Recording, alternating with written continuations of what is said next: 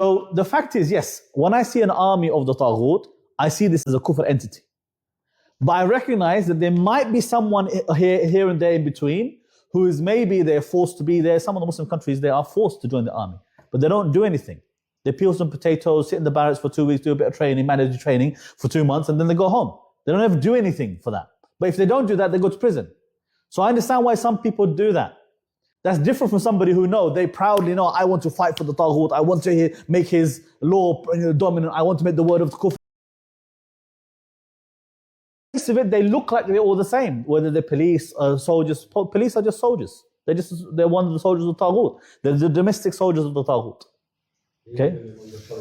Yeah, they do lots of it, and they might spy on people. They might do lots of these things. So, if I were to understand what is the soldier of Shaitan, he's kafir. Who is the police of Shaitan? He's kafir. Of course he is.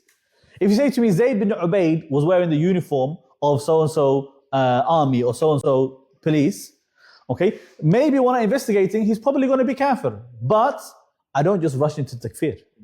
Anybody, whoever it is, I have to investigate first. Then I give a verdict.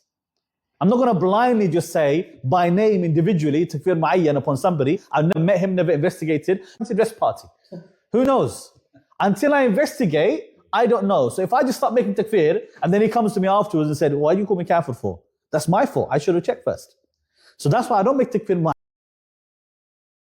The problem is, not talking about anybody here.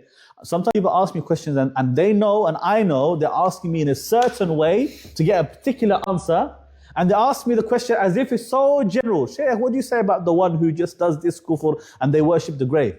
But what they mean is, what do you think of my mate Zayd, who I'm accusing him of worshipping the graves? Okay, is he kafir or not? Then he's going to go back to Zayd and said, Abu Barak called you kafir. Abu Barak never even heard of him. I never even heard of him. I don't know who you are. I didn't make takfir upon anyone. Right? So, in general, the army of Taghut is of course kafir. Like when Allah says about Fir'aun, He said that Fir'aun وجنوده, I think the verse جنوده and وملئه, his ministers, his soldiers, they are all kafir. They're all disbelievers. They're all in hellfire because they obeyed him. Right? So this is the way Allah described them. Allah says, وَالَّذِينَ آمَنُوا يُقَاتِلُونَ فِي سَبِيلِ اللَّهِ وَالَّذِينَ كَفَرُوا يُقَاتِلُونَ فِي سَبِيلِ الطَّاغُوتِ.